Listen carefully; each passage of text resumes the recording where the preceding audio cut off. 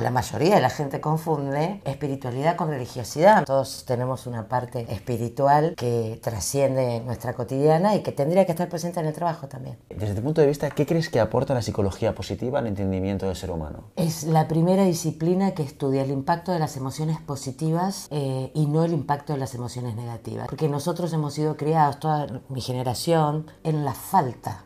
En lo que falta, en lo que no hay, en lo que no funciona y uno tiene que mejorar. Pero no hemos sido educados a capitalizar lo que sí hay y maximizarlo. La llave de todo es el autoconocimiento. Cuando vos sabés tus miserias, tus sombras, tus limitaciones, tus vergüenzas, tus faltas, bueno, pues que venga otro a mostrártelo, ¿qué te importa? Solo a partir de la aceptación se puede mejorar. Si estoy en negación, no puedo mejorar nada. Los líderes tienen estas brechas de inmadurez y esto lo traslada a sus decisiones políticas. Nadie lidera de una manera distinta de cómo vive. Cuando te encuentras con eso, ¿qué es lo que haces? Siempre una acción está precedida por un pensamiento. Y que la palabra, que tiene 3 dimensiones, pensada, hablada o actuada, es declarativa, es generativa. Esta es una definición del coaching ontológico. Entonces la palabra genera realidad. Con lo cual, si yo enuncio, de alguna manera, y repito, tal vez de alguna manera me estaré acercando a una realidad. ¿Cuál es tu opinión sobre la IA y cómo está transformando el cómo también nos relacionamos entre nosotros? Habrá que ser inteligente para preguntarle a la IA también, ¿no? Muchos años atrás, en la escuela y en aula, hacer una pregunta era de tontos. En realidad es todo lo contrario, porque una pregunta es porque has escuchado algo que te ha disparado una serie de inquietudes que necesitas satisfacer. En realidad uno no hace una pregunta cuando no entendió nada. La pregunta es una de las funciones más inteligentes del cerebro. Cuando finalmente podamos hacer el 80% del trabajo a través de la IA, tendremos una gran cantidad de tiempo para empezar a preguntarnos sobre nosotros mismos. Pensar cómo me siento, qué me falta, qué estaría funcionando mal en mi vida, cómo podría mejorar tales o cuales vínculos, qué dimensión de autoconocimiento me falta, qué me apasiona, si soy feliz o no. Puede ser muy amenazante, no habrá dónde esconderse.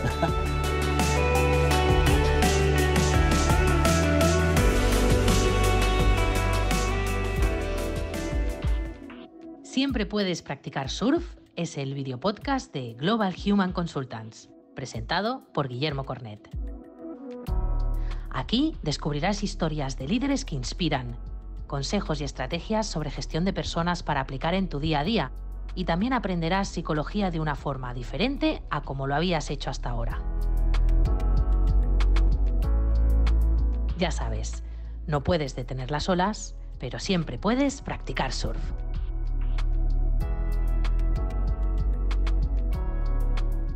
Hoy se pasa por el podcast alguien que lleva más de 25 años hablando de bienestar laboral, cuando el término, ojo al dato, todavía no estaba de moda. Autora, consultora, conferenciante internacional y vicepresidenta de la Comisión Internacional de Expertos en Bienestar Laboral. Línea de Giglio ha trabajado con más de 100 organizaciones y ha facilitado procesos a más de 50.000 personas. Ha vivido la transformación cultural en directo, ha formado líderes, ha implementado modelos de liderazgo emocionalmente seguro y ha hecho todo esto desde una perspectiva pragmática, no desde la teoría. Lina, bienvenida y muchas gracias por encontrar este hueco para estar con nosotros. Gracias a ustedes, estoy encantada de estar acá.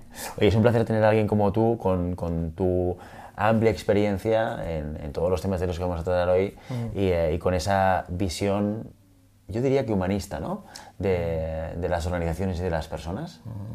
Sí, no solamente humanista, que es un liderazgo que hace un tiempo ya está instalado.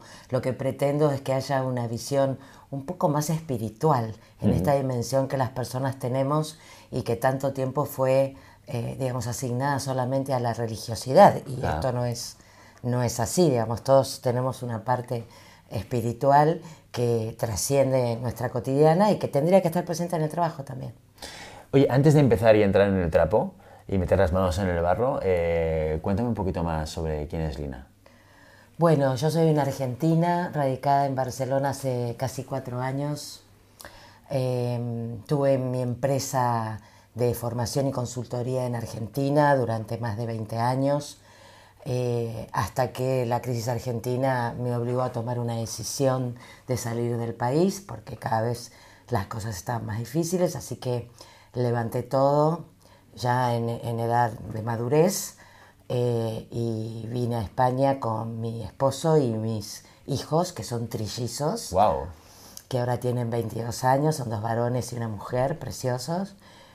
Bueno, y esto fue un tema importante porque dejamos todo, ¿no? Dejamos casas, objetos, muebles familiares, amigos, familia, y vinimos con algunas valijas nada más a empezar. Y bueno, toda una aventura y muy contenta estoy de la decisión y de cómo está yendo esta aventura. ¿Cómo se vive emocionalmente una situación como esa, en la cual te ves obligado a dejar tu país natal por circunstancias externas a ti? Bueno, yo en particular lo viví con mucho resentimiento, tengo que decirlo, ¿no? A pesar de que se supone que soy una experta en gestión emocional y que no tendría que tener estas emociones, pero todavía me duele que mi país no me haya dado una puerta de salida. Esto no quiere decir que finalmente la puerta que encontré no sea mejor y me guste y disfrute mucho de estar, especialmente en Barcelona, en España y especialmente en Barcelona. Pero lo que te diré es que hace muchos años que he decidido que cuando las circunstancias que me rodean no me satisfacen, genero mis propias circunstancias. Entonces, bueno, puesto a esta afirmación rotunda, bueno, a los toros, como dicen acá. Y en lo profesional, ¿cómo te planteas ese cambio, ese salto? Porque yo creo que muchos de nosotros, los que estamos aquí en Barcelona, es una ciudad muy cosmopolita, pero también sucederá en Madrid y en Valencia y en otras ciudades de España, conocemos a mucha gente que, con tu situación, ¿no? Que se ha visto obligada a marcharse y aterrizar aquí. Quizás no somos tan conscientes de la dificultad que tiene eso. Tenemos conciencia, pero quizás no una profunda conciencia del esfuerzo, ¿no? Psicológico y emocional que ello tiene. En la parte profesional, cuando tú aterrizas aquí, ¿cómo te planteas los siguientes pasos? Bueno, yo creí que con el posicionamiento que yo traía de Argentina y la experiencia y la cartera de clientes internacionales, iba a poder introducir mi marca en el mercado español. Y esto no sucedió. Fundamentalmente porque la manera de relacionarse laboralmente, los profesionales y las empresas, es diferente de cómo es en Argentina. En Argentina estamos siempre al borde del precipicio y la manera de gestionar los negocios es ciertamente agresiva en términos, no agresivos de rudos, sino agresivos en términos de búsqueda de resultados, ¿no? Y me acuerdo que estaba empezando, hablando, alguien me refirió a un colega y yo le dije, oye, te irás muy bien, tú que tienes una oficina de Headhunter, yo tengo un producto que seguramente te va a interesar para tus empresas. Y me dijo, lo hiciste fatal. Me dijo, si tenés 5 minutos te llamo y te explico todo, ¿no? Y era una persona, era un conocido de un conocido mío acá. Y me dijo, mirá, no, dice, esta es nuestra primera cita y ya me estás proponiendo matrimonio. Me dijo, acá todo es mucho más lento, acá me tenés que contar, acá me tenés que decir, y acá tenés que esperar. Yo pensaba, pero yo no tengo tiempo de todo eso. Esos tiempos no son mi manera y no los puedo esperar. De manera que después de un año de intentar varias cosas, digamos, enviar mails, hacer entrevistas, hacer todo lo que uno hace para darse a conocer, finalmente comprendí que la manera era otra y lo que hice fue potenciar los contactos que había conocido gratamente, especialmente a través de la Fundación Mundial de la Felicidad, donde soy advisor ahí. Y entonces dije, bueno, acá hay que cambiar la estrategia. Lo que haré es, volveré a mis orígenes y seré una consultora senior bajo marca de otros. Y esto fue lo que hice, digamos, elegí relacionarme con 3 o 4 referentes muy fuertes del mercado catalán, que tuve la suerte de conocer, y trabajo bajo nombre de ellos, ¿no? con mi propio nombre. Yo también he duelado mi empresa, también, ¿no? También he duelado mi empresa. Pero bueno, ya todo ha cambiado, digamos, la vida es ciclos y hay que dejar ir. Y muy contenta estoy, porque entonces todo lo que tiene que ver con la idiosincrasia comercial, bueno, ya fue un gran peso que yo me saqué de la espalda, porque claro, no por no hacer gestión comercial, que lo he hecho toda la vida, ¿no? Pero bueno, en el mercado local, en el mercado de uno sabe cómo, ¿sí? Y además tiene sus referencias. Y acá era totalmente ignota, así que ese fue mi camino. Oye, hablas mucho del bienestar en las organizaciones, Sí. ¿no? Cosa que forma parte también de Sí. nuestra misión como, Sí. como organización. ¿Cómo llegas a ese terreno en el cual uno de tus leitmotiv es trabajar sobre el bienestar? Bueno, primero, antes de trabajar sobre bienestar, trabajé sobre felicidad. Y hago esta diferencia porque la felicidad es del orden de lo individual y el bienestar es del orden de lo colectivo. Entonces, hay muchos años en los cuales yo era bastante infeliz en las organizaciones, porque tuve mi desarrollo profesional bajo nómina, también muchos años. Siempre estuve como muy inquieta con esta disociación que se hacía hace 20 años atrás, 25 años atrás, en donde el ser humano estaba escindido de su parte personal, de su parte profesional. Y yo me decía, ¿pero por qué? ¿No? ¿Por qué pasa esto? Esto tiene que ser de otra manera.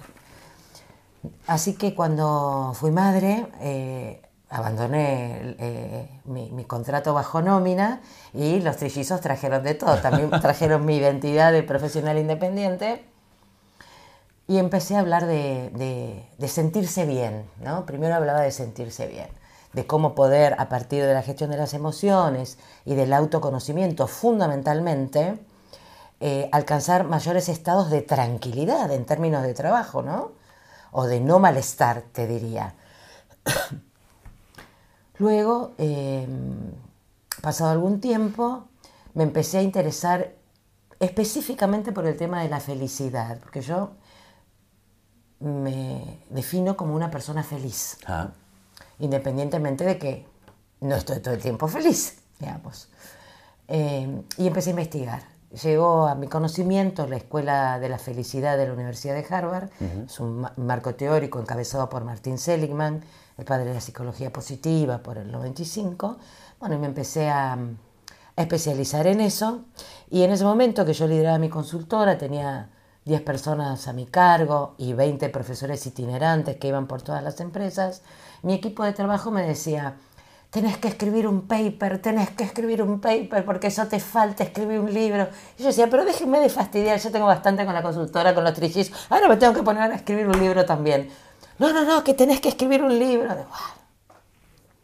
Bueno, voy a escribir sobre felicidad, dije. Y entonces me empecé a documentar, leí infinitas cosas, porque, digamos, la felicidad tiene infinitos caminos y yo tenía que poder elegir sobre cuáles quería hablar. Así que estuve 2 años investigando, leyendo, investigando, luego el libro lo escribí en 3 meses, ¿no? Y publiqué mi libro, Sentirse más feliz en el trabajo. Unos años después me enteré que estaba la Fundación Mundial de la Felicidad, con sede en Miami, fundada por Luis Gallardo, un español, ex Deloitte, con sede en Miami. Y recuerdo que cuando vi por primera vez que existía esta fundación, una lágrima rodó por mis mejillas, ¿no? Porque dije, yo no puedo creer que esto exista. Esto está en Miami, yo estoy en Buenos Aires, qué lejos que estoy. Bueno, y me resigné.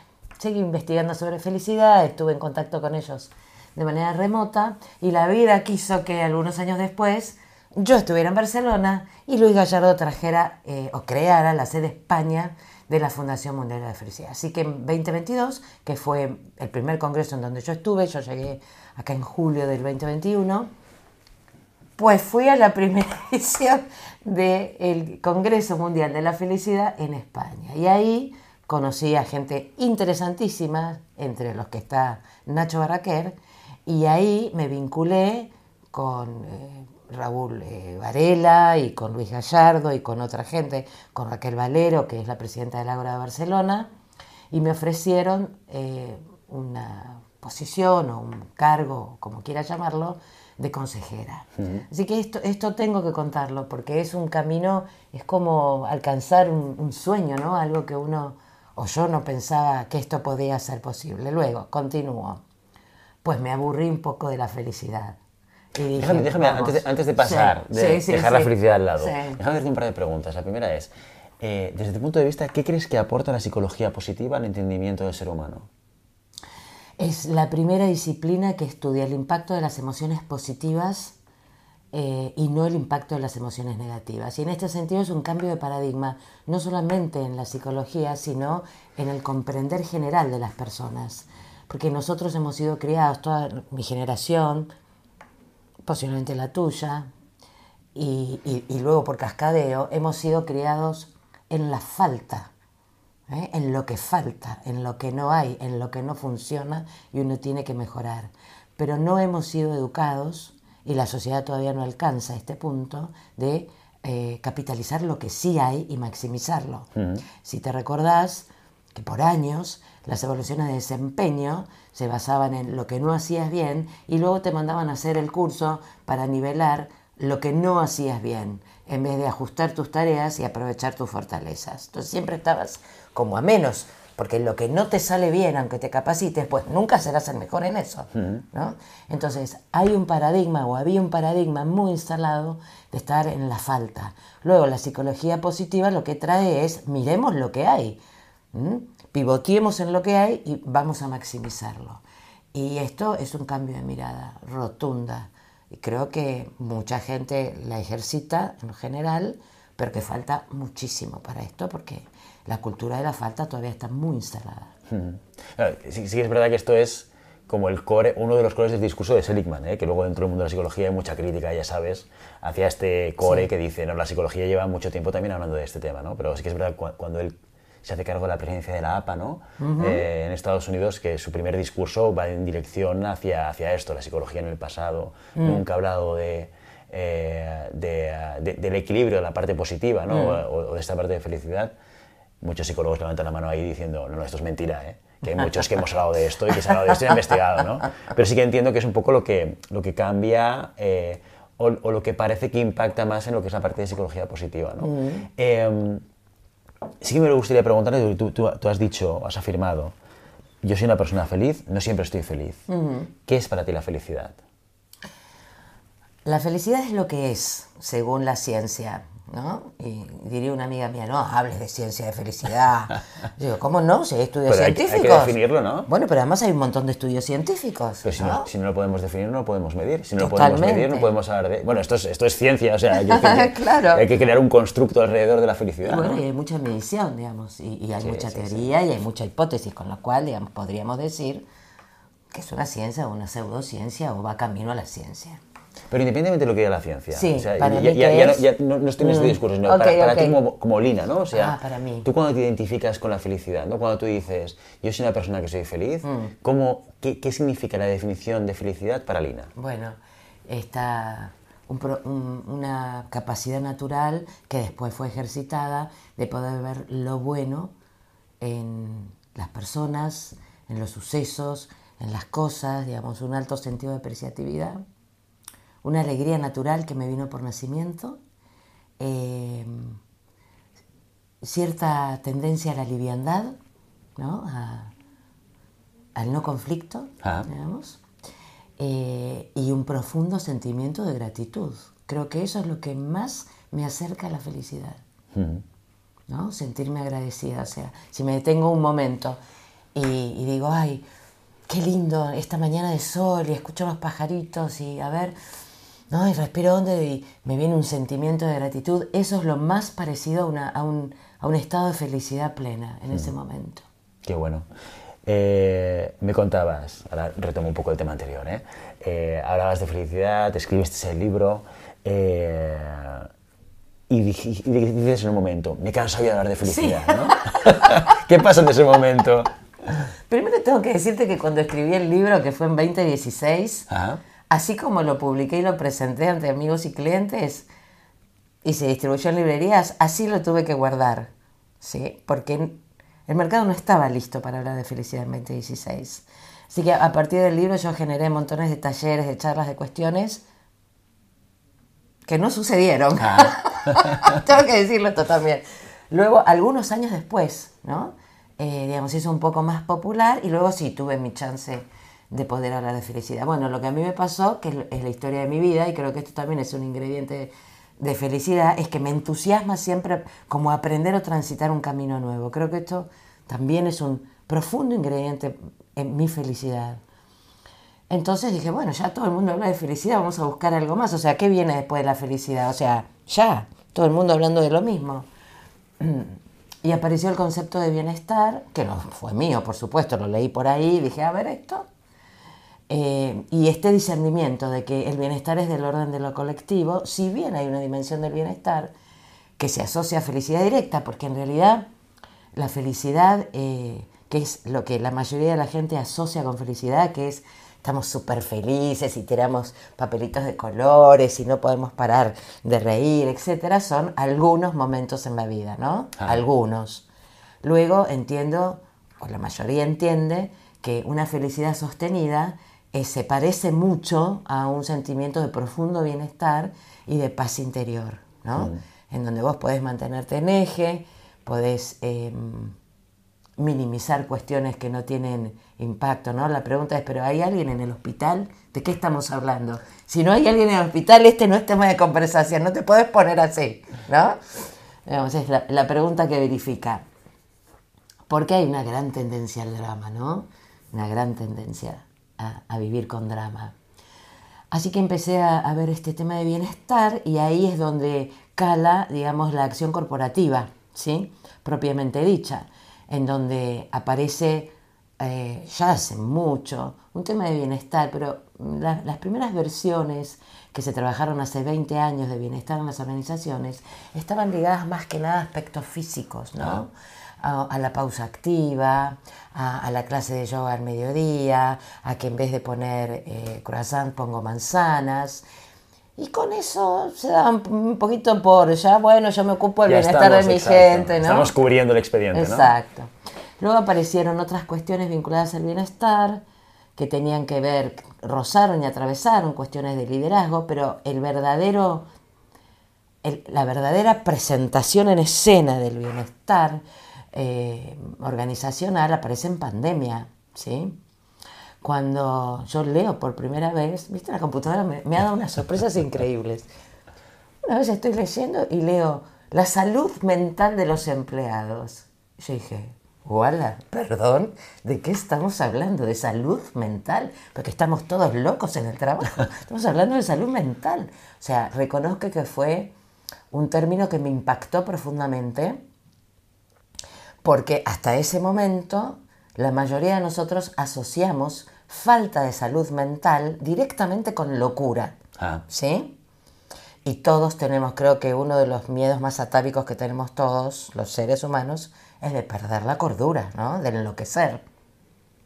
Entonces fue muy impactante. Algún valiente se animó, ahora no recuerdo el nombre, debería buscarlo porque... Y bueno, otras voces se replicaron y se empezó a hablar de salud mental, luego se empezó a hablar, apareció la definición de salud mental de la Organización Mundial de la Salud, entonces comprendimos que en realidad esto tenía que ver con un estado de equilibrio en donde se podían llevar adelante cuestiones sin que se vieran involucradas aspectos íntimos del equilibrio emocional. Bueno, ok, estoy un poquito más tranquila, vamos a hablar de salud mental entonces con todos estos componentes. Yo lo que veo ahora es que el tema del bienestar organizacional en las organizaciones se parece mucho a lo que fue en su hora, hace unos 30 años atrás, al surgir de la responsabilidad social corporativa, ¿sí? En donde había que hacerlo, ¿sí? Las grandes empresas tenían que hablar de esto, tenían que montar su departamento de responsabilidad social corporativa porque sí, porque había que hacerlo, ¿no? Era marca también, además de muchos beneficios fiscales.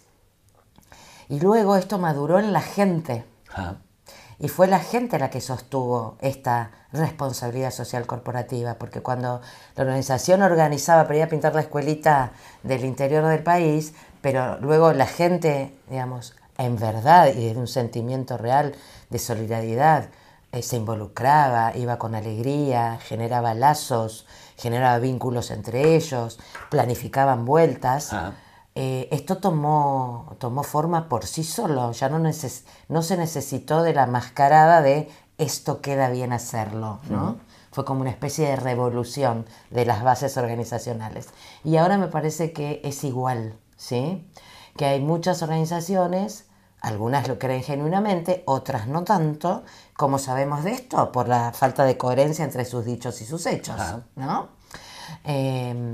Pero sí la gente se adueña de esto. Entonces, aun cuando estratégicamente pueda estar débil, o sea, más por la galería que para otra cosa, pues la gente se adueña y demanda, y pide, y exige, ¿no? Y declara vulnerabilidad, que era algo que hasta hace muy poco tiempo tampoco estaba permitido.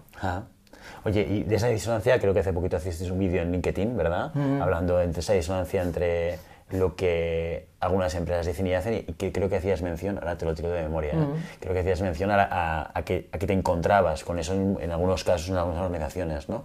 Cuando te encuentras con eso, ¿qué es lo que haces? Cuando me encuentro con el tema de las resistencias No, la disonancia entre bueno. Yo quiero trabajar o transmitir unos valores, pero luego no trabajo ni los comportamientos ni de lo que pasa en el día a día en el trabajo, ¿no?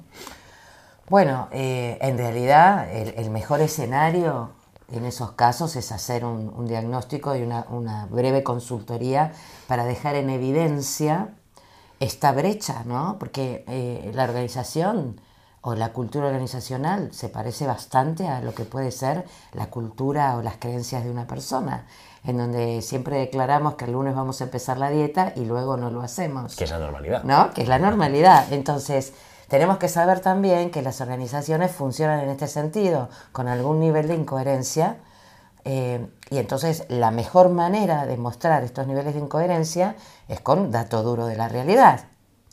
Luego dependerá del grado de madurez de la organización y del momento por el que esté atravesando, si está decidido a transitar esto o no. Y esto es lo mismo, ¿no? Yo puedo mostrarte, bueno, mira, en verdad tendrías que bajar las harinas, tomar un poco menos de alcohol, dormir un poco más el fin de semana, ¿no? Sí, claro, sí. Pero todos sabemos que una cosa es comprenderlo y otra cosa es actuarlo. Hay un clic interior que pasa en algún momento cuando comprendemos que el beneficio de hacerlo es superior al beneficio de no hacerlo, ¿no? Ahora, ¿por qué en general esto está en manos de la dirección? Siempre decimos que tiene que ser a nivel estratégico. ¿Por qué estas personas no toman la decisión fehaciente de llevar adelante esto que dicen? Bueno, posiblemente porque ellos también en su aspecto individual tengan estas dicotomías, ¿no? Porque una frase que a mí me gusta mucho decir es que nadie lidera de una manera distinta de cómo vive. Entonces, bueno, muchas veces los líderes tienen estas brechas de inmadurez emocional, de carácter, espiritual, de visión, de mucho ego involucrado, mucho vivir en la urgencia, como le puede pasar a cualquier persona. Y esto lo traslada a sus decisiones políticas, y entonces no puede sostener esto, que por un lado dice que quiere y es importante y lo cree, pero la conducta no lo ayuda a sostenerlo. De hecho, una de las principales dificultades que te encuentras es el quiero, pero no puedo de alguna manera, sí, ¿no? Más que nada, no es tanto el quiero, pero no puedo, porque si alguien declara no puedo, yo digo, bueno, te ayudo. Es no puedo y por ahora lo vamos a dejar acá. O no puedo, pero en realidad no creo que sea tan importante. O no puedo, no creo que diga no puedo. Sinceramente. Oye, ¿y cómo pasamos de la espiritualidad que me decías al principio? Bueno, esto también, porque después, ¿qué pasó? Bueno, pues después me cansé del bienestar. Pues que ya me aburrí de hablar de bienestar, ¿no? Y entonces, yo soy una persona muy espiritual, que no religiosa. Desde muy joven estuve muy interesada en el mundo de lo etérico. He leído mucho, me he formado informalmente, digo, he leído, he escuchado charlas, he hablado con gente. Y la dimensión sutil de la energía que nos mantiene vivos, es algo que me interesa mucho. Entonces, también, siempre leyendo alguna cosa, encontré a Dana Zohar y a Ian Marshall en su libro de organizaciones cuánticas, que simplemente eso como que me voló la cabeza, ¿no? Porque dentro de mis lecturas habituales o de mayor interés está todo el tema de la física cuántica, ¿no? De esto que todo coexiste en el mismo momento y la división de la partícula y cómo hacemos para conectar lo que convive en otros planos y que se materializa en la realidad. Bueno, todo este principio de la física cuántica, que esto no es esoterismo, esto es ciencia también, física cuántica. Y Dana Zohar es física. Luego se introdujo en el mundo de las organizaciones y con su colega Ian Marshall en el 2001, mirá cuando te digo, escribieron ese libro, Organizaciones Cuánticas, e hicieron un paralelismo entre la física newtoniana y la física cuántica, ¿sí? En donde, digamos, algunos principios, por ejemplo, la física cuántica, que tiene que ver con una partícula que está dividida, no importa a qué distancia esté, si una se modifica, la otra parte se modifica igual. Entonces, pero ¿cómo puede ser? ¿No? Bueno, entonces, hablando de las organizaciones, dice, cualquier parte de la organización, si se modifica, modifica una, aunque sea remota. Luego, la física cuántica habla de la unidad, del holístico, y ellos ponderan que la organización es un ente holístico. Luego habla de la colaboración, ¿sí? Como un ente que se retroalimenta a sí mismo y se modifica. Y algunos otros principios de la física cuántica que ellos trasladan a la organización. Así que empiezo a leer esto y leo que ellos dos están bajo lo que es el marco filosófico de la inteligencia espiritual. De la inteligencia espiritual se habla hace mucho, lo que pasa es que de la inteligencia espiritual hablaban los griegos, pero, digamos, un tema que quedó como por ahí, que no estuvo en el tapete sino hasta ahora y más o menos, porque, repito, no tiene que ver con religiosidad ni con dogma, casi que es todo lo contrario, ¿no? Es esta dimensión sutil del ser humano que necesita trascendencia, estar en unidad y trascender.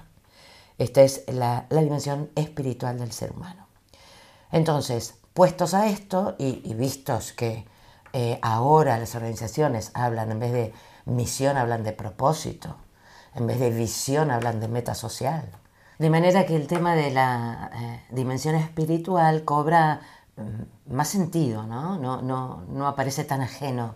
Hay otro nivel de conciencia, las personas han comprendido que necesitan una verdadera inspiración para vivir, lo han vivido en pandemia, habrás escuchado hablar de la gran renuncia en Estados Unidos. Sí.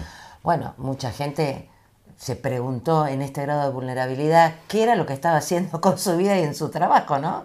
Y ha llevado a una gran reflexión y de alguna manera este conjunto de personas pensando lo mismo influye en el inconsciente colectivo de la organización y modifica la cultura, ¿no? Entonces, esta es la dimensión de la inteligencia espiritual. Habré un rato de inteligencia espiritual en mis redes. Luego tuve algunos feedbacks que me dijeron, mirá, estás hablando de algo que es muy interesante, pero es muy poco asible, o sea, y la gente puede confundir, o la mayoría de la gente confunde espiritualidad con religiosidad. Me parece que tendrías que decir otra cosa, porque esto no en el mundo de la empresa tal vez no se entienda, no pueda llegar. Dije, bueno, es verdad, ¿no? Es una apreciación muy conceptual, y esto hay que bajarlo a la vida real. Así que volví a investigar un poco y bajo todos los años de experiencia de hacer tanta consultoría, tanta formación, creé un modelo de competencias que pudiera sostener y desarrollar ya no la espiritualidad, sino la manifestación de una cultura bajo un eje filosófico de trascendencia, que es lo que está vinculado a espiritualidad, ¿verdad? Entonces, este modelo, que es un modelo de entornos laborales emocionalmente seguros, modelo ELES, que diseñé, tiene 6 competencias, 3 que pertenecen al desarrollo del ser, ¿no? Que, digamos, el primero es sentirse inspirado, el segundo es un autoliderazgo consciente, el tercero es comunicación consciente, también con propósito. Yo me puedo dar cuenta de cuál es el impacto que mis palabras causan en el otro y de lo que estoy diciendo, o sea, ser consciente de lo que estoy diciendo. Y esto me lleva a una vida integrada, porque tendríamos, digamos, una visión o una meta, una planificación de acciones en donde yo me autolidero y me comunico con un otro para hacer estas acciones responsablemente, ¿sí? Alimentan estas 3 cuestiones la coherencia interna, otro gran tema que me apasiona. Posiblemente sea el próximo que investigue. Ah, mira. Y cuando estás en estado de coherencia tenés una vida integrada, porque, digamos, estás vos integrado interiormente, ¿no? No hay coherencia cero, ¿verdad? Uno no va por la vida y no se recomienda ir diciendo todo lo que uno piensa, ¿sí? Hay una brecha social que hay que poder cuidar, pero, digamos, sí tiene que ser la menor brecha posible entre lo que siento y pienso, entre lo que digo y entre lo que hago.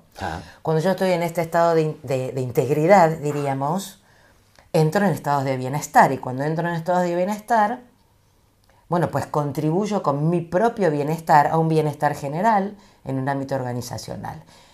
Cuando el clima es de bienestar, esto alimenta o promueve, sin dudas, una cultura colaborativa, porque cuando yo estoy bien, digamos, bueno, estoy de buen ánimo para colaborar, ¿sí? Y si el otro está bien, también, entonces sí que esto será una cultura, ¿no? A veces te colaboro, otras veces me colaborás. Y en este punto de cultura colaborativa trasciende, digamos, lo que es el equipo de trabajo con su cadena de valor y llega al cliente final, en la dimensión de dar servicio. Y acá quiero decir que dar servicio no es solamente lo que dice la descripción de puesto, o tratar bien al cliente, o dar lo que uno tiene, pues que eso es muy fácil. Porque si tengo, bueno, pues te lo puedo dar. Igual hay gente que tiene y no da, ¿no? Pero digamos, eso es fácil. Dar servicio es dar lo que el otro necesita, yo lo tenga o no lo tenga, ¿sí? Y si no lo tengo, bueno, trataré de procurarlo. Eso es dar servicio. Cuando yo estoy en esa dimensión del servicio, trasciendo, porque mi acción impacta en otro y el otro se lo lleva. Yo trasciende mi individualidad, ¿sí? Entonces estamos ahí con un modelo de competencias que se entrenan, todas se entrenan, con las cosas conocidas y un poco más, diríamos. No es nada extraordinario, solo que está como focalizado, para poder, digamos, generar esta cultura de trascendencia que sostenga la meta social. Y de la meta social se habla hace mucho, ¿no? Esto de que la organización tiene que devolver a la sociedad lo que toma, de esto se habla hace mucho. Pero no con este nivel de rigurosidad en donde en vez de visión se habla de meta social. Digamos, hay una, esto también lo traen las nuevas generaciones, ¿no? Hay una mirada que tiene que ver, una de sus manifestaciones es la economía circular, por nombrar una, en donde yo reciclo, tomo, devuelvo, no consumo, no gasto, no rompo, no quemo, digamos, sino que tomo, transformo y devuelvo, tomo, transformo y devuelvo, ¿sí? Y esto es lo que se espera de las organizaciones. Oye, ¿y qué piensas desde tu punto de vista? ¿Qué hay de verdad en todo esto? Y me explico. Porque sí que es verdad, o yo tengo la sensación que hay determinados discursos que tenemos desde la visión del ser humano, optimistas y positivos, como por ejemplo el valor hacia lo circular, que tú comentabas ahora, que a veces tengo la sensación de que no forman parte de una realidad social. Es decir, que es más un elemento inspiracional. Nos gustaría que el ser humano valorase cosas como estas. Y luego cuando vamos a mirar la realidad, nos damos cuenta que el ser humano, o nos damos cuenta, o creo que nos damos cuenta, porque no lo tengo medido y no sé si hay estudios científicos que lo midan, ¿eh? Es una percepción mía. Exacto. Que en muchos casos no se refleja en la realidad. Te pongo un ejemplo concreto. Wallapop, ¿conoces Wallapop, no? La compañía que tiene una app para vender cosas que tienes en casa, ¿vale? Ellos hace un año aproximadamente, lanzaron una campaña publicitaria enfocada exclusivamente en el valor de la economía circular, ¿vale? Porque de hecho uno de los razones iniciales, que esto nunca sabéis, más marketing o menos marketing, debe ser un poquito de todo, ¿eh? El fundador lo quería, pero también quiere hacer un negocio y lo aprovecha para meterlo como marketing, porque como todo en la vida, nada es, ¿sabes lo que te quiero decir? Entonces, hicieron una campaña con la intención de convertir a Wallapop en el... Entiendo yo, que era su intención, ¿no? En el abanderado de la economía circular y con la idea y con el pensamiento de poniendo valor la economía circular, venderemos más. Es decir, venderemos más, tendremos más usuarios, porque la gente entenderá que si yo, en vez de coger algo que tengo en casa y tirarlo a la basura, lo cojo, lo coloco en un sitio y lo vendo por más o por menos, pero alguien lo va a poder aprovechar,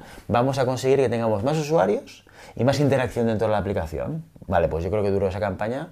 Además una campaña que igual tú te acuerdas, Carol, porque había un actor muy conocido, catalán, no me acuerdo de los nombres, haciendo este tipo de promoción, pues yo creo que tardaron como 6 o 8 meses en tirarlo para atrás y volver al lema de Wallapop inicial, que es súbelo, súbelo, que es, si tienes algo viejo, súbelo y sacas algo, atacando la línea de flotación de capitalizar cosas que no utilizas en casa, ¿vale? ¿Por qué? Porque se encontraban que el nivel de usuarios estaba bajando, ¿no? Entonces, mi pregunta es, después de todo este rollo, mi pregunta es, Linda, ¿cuál es tu opinión respecto a la distancia o a cercanía entre esos ideales que tenemos de lo que nos gustaría que fuese el ser humano o lo que pensamos que es el ser humano y luego la realidad? Y si tú te lo encuentras también en el día a día trabajando con empresas. Sí.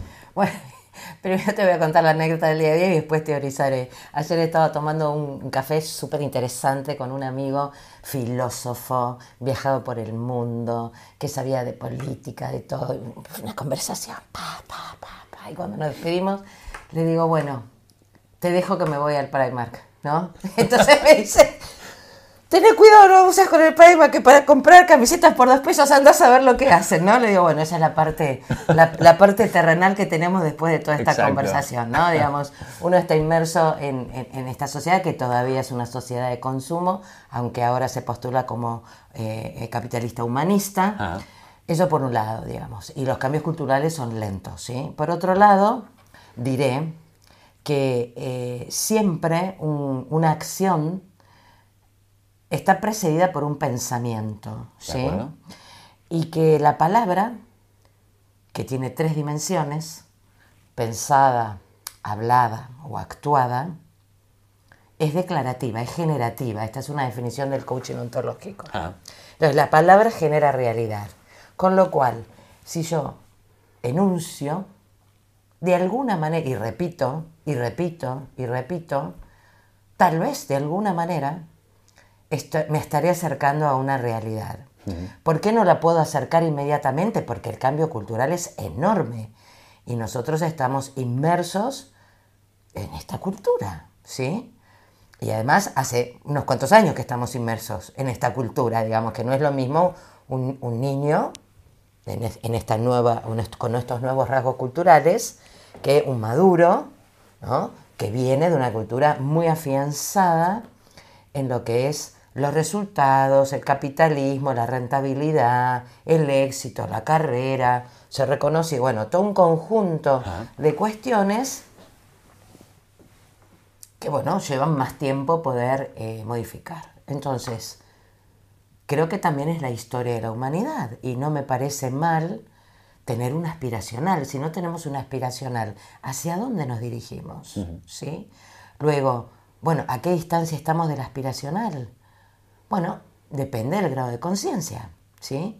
Hay gente que es más consciente y gente que es menos consciente. Diré en general que entiendo que cada vez hay más gente consciente, ¿sí? Hay más gente que está vinculada a cuestiones menos materiales, más trascendentales, o sí, más vinculados al ser y no tanto al tener o al hacer. Y esto se vio en los últimos años, ¿no? Pero entiendo que los cambios son muy lentos. todavía espero y creo, y no, la otra vez también alguien me decía, ay, la inteligencia artificial, qué miedo, ¿no? Y yo decía, sí, también tuvimos miedo del internet y también hubo miedo en la revolución industrial. O sea, y de las calculadoras también, ¿eh? ¡Claro! ¿Viste aquella imagen que salía mucho en LinkedIn de las calculadoras o no? Que salían los profesores con pancartas diciendo, Sí. ¿eh? Nos vamos a quedar en paro, o decía, no, la gente va a dejar de saber sumar, ¿no? O sea, claro. Claro. Todo cambio. Bueno, son todas resistencias al cambio y a todos estos esquemas de pensamiento, a todas nuestras creencias que nos sostienen. Y poder revisar creencias, bueno, es muy trabajoso y además puede ser muy doloroso reconocer que alguna creencia que la tenías tan abrigada dentro de tu ser es inútil. Totalmente. Que quizás fue útil en su momento. Claro. O incluso no a ti, sino a tus Exacto. padres o a tus abuelos, porque a veces Exacto. vienen creencias que se van transmitiendo, ¿no? Exactamente. Así que bueno, no creo que sea un problema en especial, no creo que sea un punto que debiera preocupar especialmente esta distancia entre la aspiracional y la acción, porque entiendo que siempre fue así, que siempre hay un recorrer hasta que uno llega lo más parecido y que aparecerá otro aspiracional después. Has sacado el tema de la IA, entonces te lo tengo que preguntar. A ver. ¿Cuál es tu opinión sobre la IA y cómo está transformando el cómo también nos relacionamos entre nosotros? Sí, a mí me parece fabulosa. Creo que yo todavía no le doy... Ahora me noté en un curso de IA. ¿Sí? Y porque no puedo no saber, ¿no? Y eso que acabo de declarar hace un rato, yo, por supuesto no soy nativa digital, está a la vista. Pero a mí me parece fabulosa. Tengo 2 amigos que lo tienen cargado en el móvil y de repente dice, espera, le vamos a preguntar esto, ¿no? Y hacen la pregunta y contestan, agradecen, da un montón de información. Creo que es fabuloso, creo que nos va... Lejos de anularnos, creo que nos va a liberar del yugo de estar tantas horas produciendo en vez de pensando, ¿no? Porque habrá que ser inteligente para preguntarle a la IA también, ¿no? Y creo que ese es el desafío. ¿Qué le vas a preguntar a la IA con toda esa información? Totalmente, estoy muy de acuerdo con esto. De hecho, hace unos meses ya tuvimos aquí a Joan Clotet, que es el autor del libro Humanismo Digital. No, tiene el podcast de Humanismo Digital, el libro también es Humanismo Digital, ¿no? Y hablábamos justamente de la IA y cómo nos puede transformar, cómo nos puede cambiar. Él, como buen humanista, decía, claro, el ser humano tiene algo que una máquina nunca podrá reproducir. Entonces yo le preguntaba a él, ¿y no crees que estamos sobrevalorando el ser humano? O sea, claro, porque si yo miro para atrás en la historia... Sí, la verdad. Claro, yo soy humano y por supuesto pienso que el ser humano es como lo central, ¿no? ¿Qué voy a pensar yo que soy ser humano? Pero claro, si miro hacia atrás en la historia, han habido campos, ¿sí o no? Y claro. Decíamos, la IA nunca podrá sustituir la creatividad humana.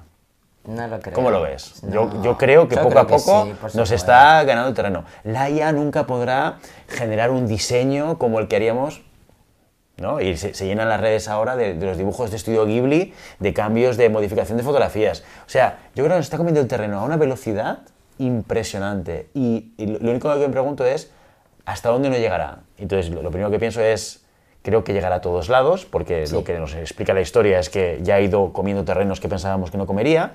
Pero luego también pienso que igual como ser humano me estoy equivocando porque pienso que somos únicos, ¿no? Pero la única diferencia, y ahí apuntando hacia lo que tú decías, y creo que es para mí un eje central de la diferencia entre la IA y nosotros como especie, es que la IA no tiene propósito sin nosotros, no tiene razón de ser. Qué interesante. No tiene lo que decís. ninguna... ¿Para quién sería? ¿Para Claro, quién? el por qué. Nosotros nacemos con un propósito visceral, biológico, que es la reproducción. Exacto. Y que la especie se siga. Y a partir de aquí nacen muchísimas Claro, otras cosas claro, y lo modificamos, y llega la cultura, pero esto la IA no lo tiene, ¿no? Sí. Y por eso, y a razón de lo que tú decías, hay que ser inteligente para poder utilizar la IA. El mago More decía, no sé si conoces al mago More. No. Wow, este tiene bueno, es un mago, pero que tiene un vídeo muy interesante hablando de IA que dice, la IA, si tú eres inteligente, la IA te responderá de manera inteligente. Si eres estúpido, la IA responderá de manera estúpida. O sea, tu capacidad, tu inteligencia definirá el output, porque aquello es una máquina, Claro. ¿no? Y por tanto, saber hacer preguntas se vuelve muy relevante. Muy relevante. O sea, yo creo que nos va a obligar a ser muchísimo más inteligentes. ¿no? Pues sabes que inclusive esto que decís, que yo lo comento siempre, ¿no? Que cómo cambió también el paradigma del aprendizaje, porque muchos años atrás, en aula, en la escuela y en aula, hacer una pregunta era de tontos, ¿no? Digamos, la pregunta tiene como mala prensa en su origen. No, bueno, si estás haciendo una pregunta es porque no comprendiste. Y en realidad es todo lo contrario. Porque una pregunta es porque has escuchado algo que te ha disparado una serie de inquietudes que necesitas satisfacer. En realidad uno no hace una pregunta cuando no entendió nada. Porque cuando no entendiste nada, no tenés ni capacidad de poder vincularlo con alguna otra cosa. Con lo cual, la pregunta es una de las funciones más inteligentes del cerebro. Y atando a esto que vos decís, claro, y nos hará más curiosos, eso espero, ¿no? Digamos, podríamos pivotear en algún momento todas las ventajas de la IA en función de todo lo que hemos perdido en relación a las pantallas no interactivas, ¿no? Digamos, en donde yo consumo una serie, consumo una película, consumo Instagram, que solamente consumo, digamos, que no tiene nada que ver con ponerme a hablar con una inteligencia que tiene, creo que ayer me dijeron que tiene 400 de inteligencia, ¿no? Que, digamos, una persona tiene un promedio de 110 de IQ, ¿no? De coeficiente intelectual.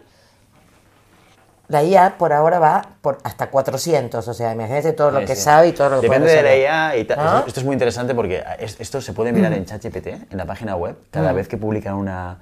Ahora me estoy enterando mucho porque estoy preparando una formación de IA. ¡Ay, entonces, qué claro, bueno! Por eso lo sé, no te pienses que soy aquí un erudito de IA, ¿eh? Pero me estoy documentando. Claro. Pues en ChatGPT en la web te aparece, esto es una cosa que parece que todas las IAs hacen, que es, se miden con determinados estudios de ciencias, matemáticos y demás para resolver. Entonces se lo meten a la IA y en función del porcentaje de respuesta correcta les ponen un porcentaje. Pues están ahora, el ChatGPT, creo que la última versión que ha salido, el O4 Mini High o no sé cuál es, pues está al 80% de respuesta. Es decir, infinitamente más inteligente que el promedio de la civilización humana. O sea, vamos, totalmente. Que nos gana de pasada. Y además, ¿sabes otra cosa? Qué interesante, porque, digamos, ¿cuánto tiempo hemos consumido formándonos para un saber hacer que nos permita ganarnos la vida? Esto nos ha ido, en términos generales hablo, comiendo vida, ¿no? Porque uno necesita estar siempre produciendo, sabiendo, para poder ganarse el sustento, para poder alcanzar algunas cuestiones que para uno son importantes, la educación de los hijos o la manutención de los padres o uno mismo.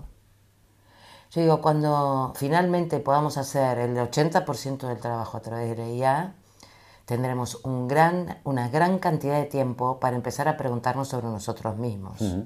Y esto es un enorme desafío, porque todos conocemos gente que es adicta al trabajo, ¿verdad?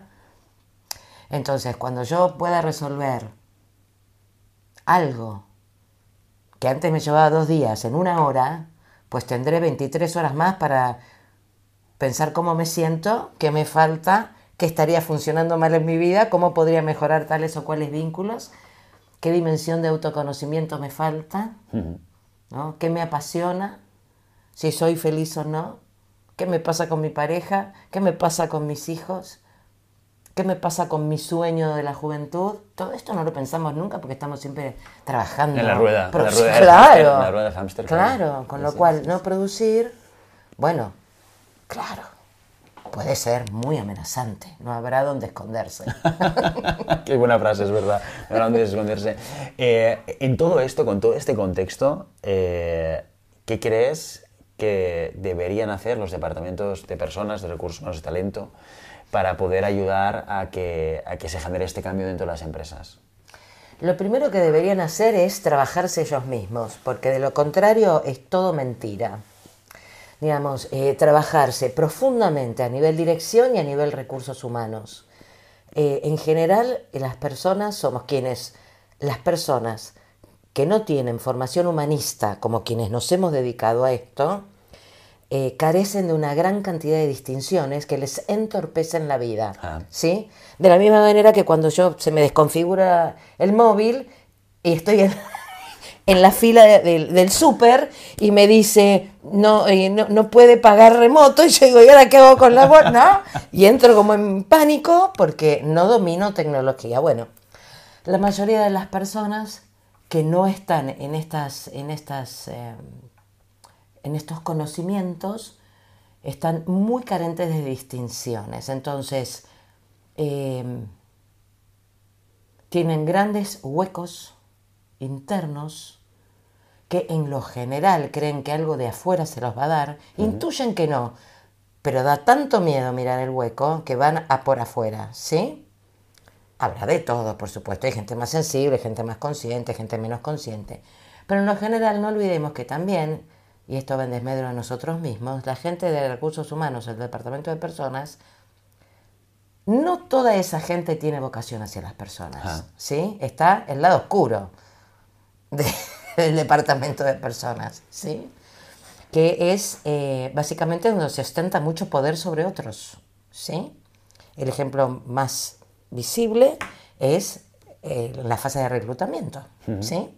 La falta de empatía, consideración, respeto y cómo, digamos, un entrevistador sabe que está impactando en el futuro de la vida de su entrevistado y no tiene el cuidado que tiene que tener ni al recibirlo, ni al darle feedback, ni al despedirlo, ¿sí? Entonces, arranquemos por ahí. Con lo cual, es como cuando, viste, dicen que muchos psicólogos estudian psicología porque quieren comprenderse a sí mismos, ¿no? ¿Tú estudias psicología? Yo no soy psicóloga. Yo sí. Vos sí, y Carol también. Carol también. Sí. Yo creo que por estadística, yo... ¿En serio? Sí. ¿Era por eso? Sí. No, yo no, porque yo... ¿Cómo te voy a decir que sí? Yo no, eran los demás. No, pero te puedo asegurar que una gran parte de la gente que estudia psicología en mi promoción y tal... En busca de respuestas. En búsqueda de respuestas, exacto. Eso es. Entonces también, digamos, la gente de recursos humanos, mucha gente que yo he conocido, están desde un lugar de poder, ¿sí? Desde un lugar sutil de poder, medio como un lobo con piel de cordero, ¿no? Si me puedo explicar bien, perdona a todos. Yo también estuve ahí, yo también pertenecía al departamento de personas en su momento, pero digamos, he visto gente muy siniestra. O sea, no toda la gente de recursos humanos es buena.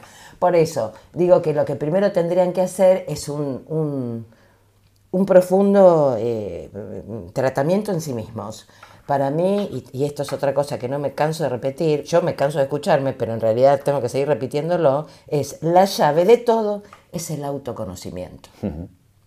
Entonces, cuando vos sabés tus miserias, tus sombras, tus limitaciones, tus vergüenzas, tus faltas, bueno, pues que venga otro a mostrártelo, ¿qué te importa? Si ya pudiste, ¿no? Solo a partir de la aceptación se puede mejorar. Si estoy en negación, no puedo mejorar nada, ¿verdad? Totalmente. Entonces, lo primero que haría grandes inversiones con la gente de recursos humanos, primero, que es quien opera, pero por supuesto también lo haría con la alta dirección, que no tiene ni idea de nada, porque son hombres de negocios en general, y están siempre muy ocupados para pensar en estas tonterías, y viven muy disociados en lo general.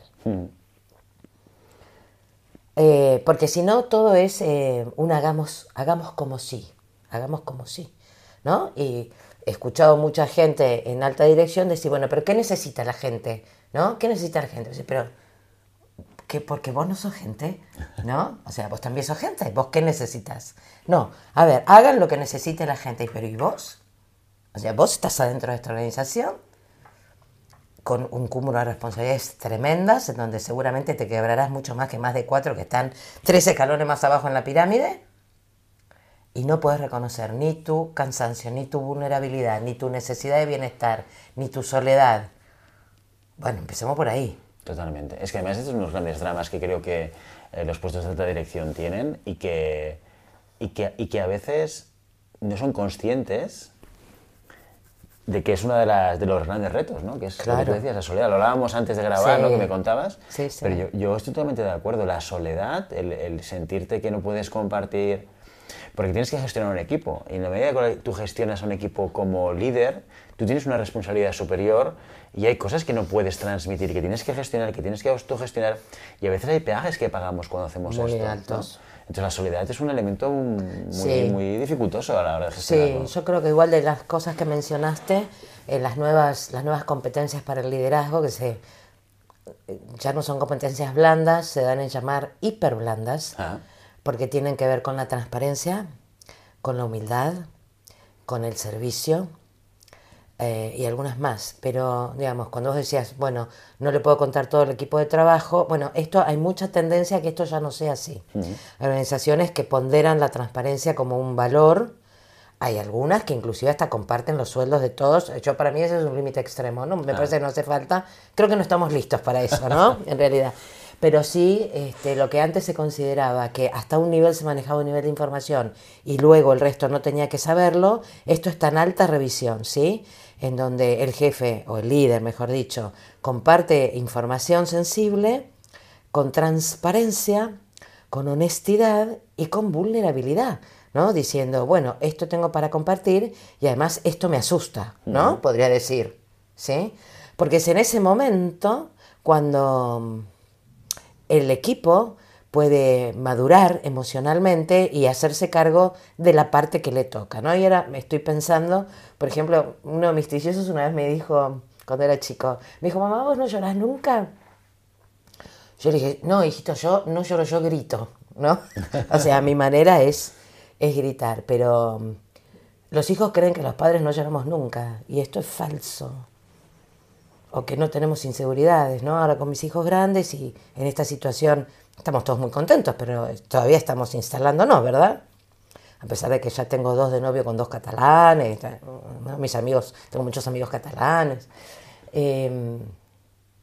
Bueno, que ahora sí, si algún día puedo llorar, lloro y hoy tengo un día preocupado, porque, ¿no?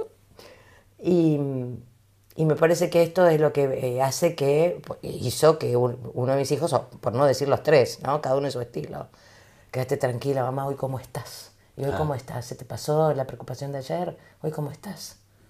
Quédate tranquila, que todo va a estar bien, ¿no?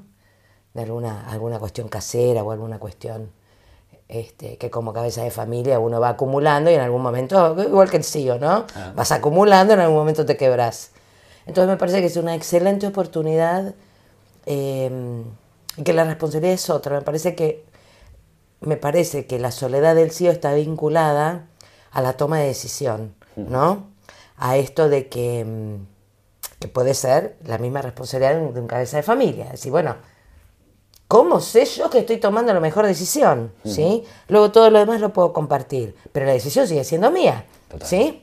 Entonces me parece que eso es un poco más lo que le puede pasar al CEO, salvo que tenga equipos muy maduros, en donde también pueda compartir el intercambio de información para la toma de decisión.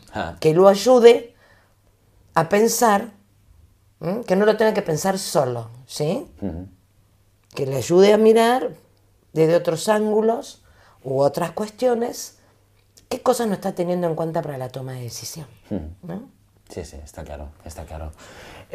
Lina, creo que podríamos hablar 3 horas. Ah, sí. ¿Lo ves o no? ¿Con una mujer? Claro que sí. Estar 3 horas. Pero tenemos que quedar en algún momento y sí que no me gustaría marcharme sin hacerte 2 preguntas que siempre hacemos en el programa. Sí.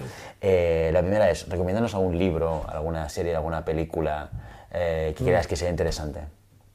Te diré 2 que me han marcado mucho. El libro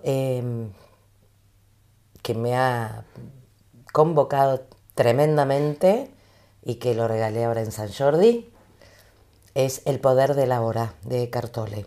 Ah, no lo conozco, me lo apunto. El poder del ahora. Y te voy a decir esto, el primer capítulo del libro dice, usted no es su mente. Decís, ¿perdón? ¿Cómo? ¿Y si no soy mi mente, quién soy? Bueno, pues usted no es su mente. Su mente es una herramienta de su espíritu, ¿no? Un libro tremendo, tremendo. Lo he leído muchas veces. Luego, una película que me impactó profundamente fue, que la vi hace muchos años, El efecto mariposa. Ah. Esto de que tomes la decisión que tomes, siempre algo pasará que no sea en tu mejor escenario, ¿no? Que el protagonista que tiene la oportunidad comete un error, va para atrás en el tiempo, lo arregla y cuando vuelve, eso está arreglado, pero pasa otra cosa, ¿no? ¿Y esto por qué me impactó? Porque esto lo comprendí muchos años después. Porque en ese momento me abrumó. Decías, bueno, y entonces de todas las decisiones, ¿cuál? Si al final siempre hay un costo, ¿no? Muchos años después, comprendí que de nada sirve tener el control. Vivir bajo la ilusión del control. Que lo que te puede alinear es tu toma de conciencia, tu responsabilidad, tu coherencia para tu hacer. Y nada más. Que no hay manera de predecir cuáles van a ser los resultados o qué va a traer la vida o cómo van a devenir los acontecimientos. Por lo tanto, ¿para qué seguir tan pendiente del control, tan atrapados en el control? Yo digo, si uno le dedicara toda la energía que gasta inconscientemente en querer controlar los acontecimientos externos, en tratar de controlarse uno al 1%, ¿cuánto mejor estaríamos, ¿no? De poder revisarnos y cuestionarnos y controlarnos en términos de pensamiento, la gestión del pensamiento. Nuestros pensamientos suelen ser nefastos. ¿Cuántas veces nos decimos cosas horribles? ¿Sí? O determinadamente, casi voluntariamente nos entregamos a emociones displacenteras y las alimentamos, ¿no? O sea, si pudiéramos controlar eso, ¿cuánto mejor viviríamos? De todo lo demás. Totalmente. Y la última pregunta, ¿a quién te gustaría que invitásemos al programa? Y no me digas a Nacho Barraquer porque ya lo hemos tenido, Nacho, tenemos que cambiar, ¿eh? Me gustaría mucho que invites a mi amiga Cintia Lescano. Cintia Lescano es una argentina que está en Barcelona, pero hace mucho. Fue la pionera del desarrollo de e-learning en España. Y tiene una historia de vida apasionante y con un alto grado de dolor que ella supo capitalizar de una manera sublime, ¿sí?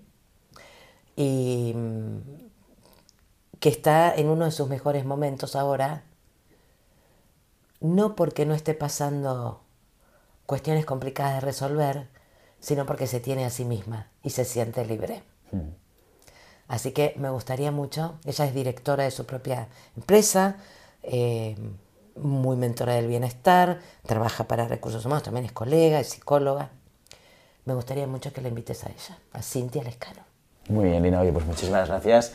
Línea de Giglio se expresa... Giglio, in italiano. Es que yo sabía que... Elena de Giglio, italiano. Lo he leído Giglio cada vez que lo he visto, pero es italiano, es... repítemelo otra vez, perdón. Giglio. Linadegiglio.com, ahí encontraréis... .es, perfecto. .es, ahí encontraréis toda la información de Lina. También en LinkedIn la podéis seguir, donde hace publicaciones de manera regular. Yo estoy apuntado todas las semanas. A tu blog y me llega una alerta cada semana, aparte en Instagram, donde publica habitualmente. Así que, Lina, muchísimas gracias por venir. A vos. Un placer tenerte aquí. Igual. Y espero que vuelvas en el futuro. Ay, me encantaría. Muchas gracias, Lina. Muchas gracias a ustedes.